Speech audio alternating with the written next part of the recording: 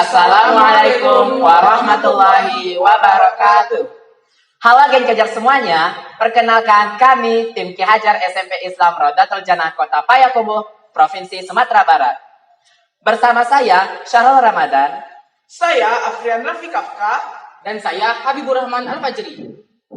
Sebelum kami menyampaikan hasil riset kami, mari kita saksikan drama singkat berikut ini.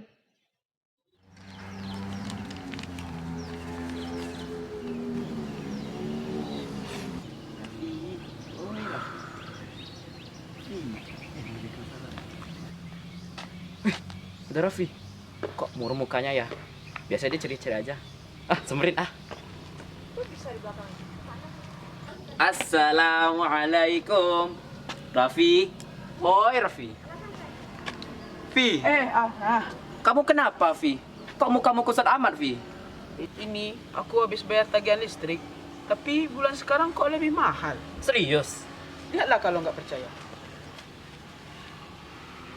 Oh, iya ya. Tapi tunggu dulu.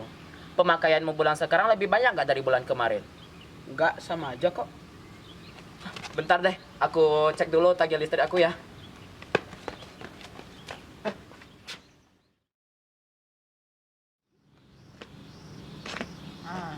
Ini dia orangnya. Vi, tagihan listrikku juga naik Vi. Nah, kan nggak percayaan sih jadi orang. Terus gimana lagi Vi? Dibantulah aku Vi. Aku juga bingung gimana caranya sih. Demo kata ban aku. Ini kalian ngapain nih kok ribut-ribut? Gibah ya? Gibah apaan? Udah saya tahu. Kamu nggak lihat nih, kami lagi sedih itu. Terus ngapain ribut-ribut? Gini loh Jar, tadi kan kami baru bayar tagihan listrik. Tapi, lihat nih. Terus apa masalahnya?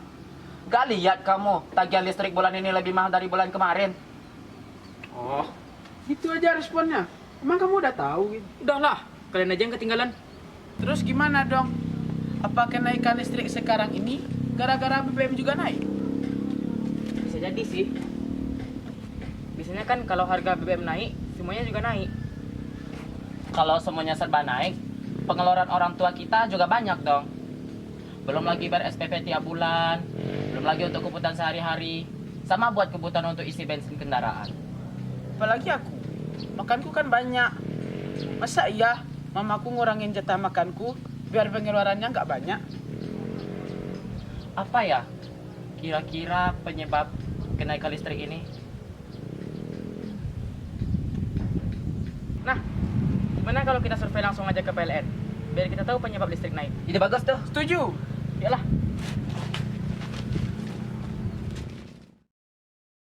PLN itu dipengaruhi oleh faktor eksternal yang nggak bisa dikendalikan oleh PLN. Contohnya kan pembangkit kita itu kan menggunakan batu bara, misalnya menggunakan BBM gitu ya, menggunakan ya masih ada yang diesel ya Pak ya, kemudian jadi harga minyak dunia itu mempengaruhi, harga kurs rupiah nilai tukar itu mempengaruhi, kemudian juga tingkat inflasi. Ya Syahrul, kemarin kan kita udah dapat informasi ini dari PLN. Gimana ya kira-kira yang harus kita lakukan untuk menentukan penyebab listrik? Sebenarnya aku ada ide juga sih. Kan kita kemarin ini baru belajar tentang energi listrik nih, sama energi alternatif. Apa coba ya kita buat semacam alat yang dapat menghemat energi listrik? Alat apa yang kamu maksud, Syarul? Alat yang aku maksudkan itu sumber energi listriknya itu berasal dari cahaya matahari, Vi. Oleh karena itu, kami membuat sebuah prototipe yang kami beri nama Elexsun, Electric from Sun.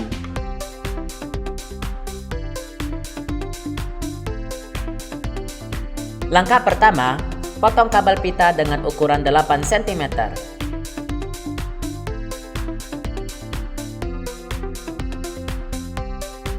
Kabel dibedakan menjadi dua warna, kabel hitam untuk muatan negatif dan kabel merah untuk muatan positif. Pada bagian belakang panel surya, terdapat 4 buah kutub. 2 buah kutub adalah kutub positif, sedangkan 2 buah kutub lainnya adalah kutub negatif. Hubungkan panel surya menggunakan kabel secara paralel. Kabel merah dihubungkan ke kutub positif pada panel surya, sedangkan kabel hitam dihubungkan ke kutub negatif pada panel surya.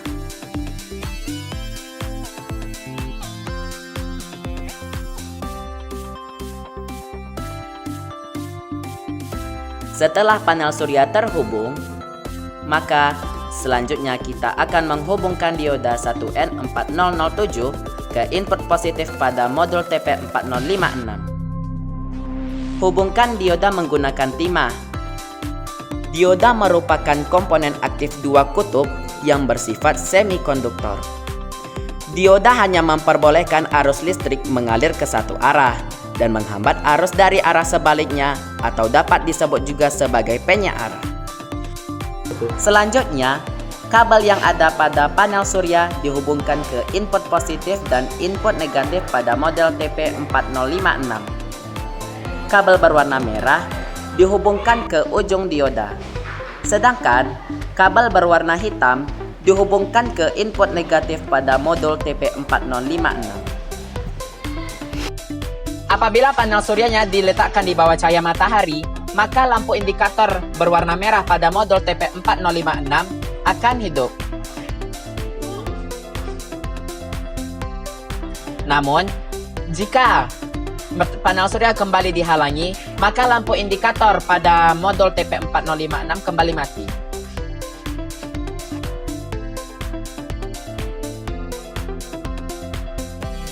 Selanjutnya, kita akan menghubungkan kabel positif dan kabel negatif yang ada pada holder ke modul TP4056.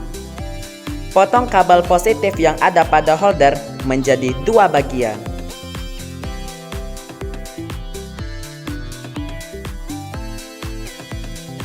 Kemudian, dua kaki pada saklar dihubungkan ke kedua kabel yang telah dipotong tadi. Setelah saklar terhubung ke holder, hubungkan dua kabel yang ada pada holder ke modul TP4056. Kabel negatif pada holder dihubungkan ke B- pada modul TP4056. Sedangkan kabel positif yang telah terhubung dengan saklar pada holder dihubungkan ke B+ modul TP4056.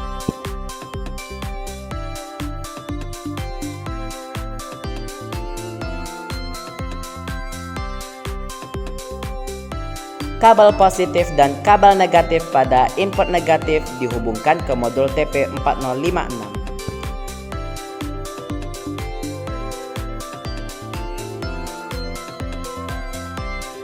Selanjutnya, hubungkan kabel positif dan kabel negatif pada output joltif ke fitting lampu. Hubungkan menggunakan terminal quick kabel.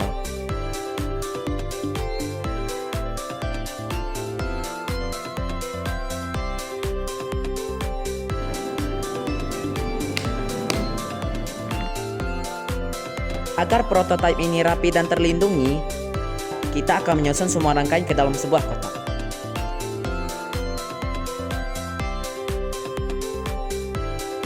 Fungsi dari saklar yang terhubung di kabel positif pada holder dan modul TP4056 sebagai on-off untuk mengisi daya baterai menggunakan panel surya, sedangkan fungsi saklar pada joltif sebagai on-off lampu. Sebelum kita menghitung rumus-rumus untuk mengetahui ketahanan hidup lampu dan juga menghitung rumus untuk mengetahui berapa lama waktu yang dibutuhkan untuk mengisi baterai, maka saya akan menyampaikan spesifikasi bahan-bahan. Bahan-bahannya adalah sebagai berikut. 3 buah panel surya dengan arus masing-masing 1000 mA, 1 buah joltif dengan arus 100 mA, 1 buah lampu dengan daya kisaran 20 watt, 2 buah baterai lithium 18650 dengan daya tampung 2200 mAh dan tegangan 4,2 volt. Untuk mengetahui ketahanan hidup lampu, maka kita menggunakan rumus daya tampung baterai per arus joltif. Untuk mengetahui lama waktu yang dibutuhkan dalam mengisi daya baterai, maka rumus yang digunakan adalah daya tampung baterai per arus panel surya. Baiklah geng Charger semuanya, dari penjelasan tadi, maka kita dapat mengambil kesimpulan. Yang pertama, prototipe ini dapat menghemat penggunaan listrik sehingga tagihan listrik yang dibayar semakin sedikit. Yang kedua, baterai 2200 mAh dapat menghidupkan lampu dengan daya kisaran 20 watt selama 22 jam. Yang ketiga, untuk mengisi baterai, kita hanya memerlukan panel surya. Yang keempat, prototipe ini lebih tepat digunakan oleh pengguna listrik prabayar dan saat listrik PLN mati. Baiklah Gen Ki Hajar, itulah hasil riset dari kami. Sampai jumpa di lain waktu. Wassalamualaikum warahmatullahi wabarakatuh.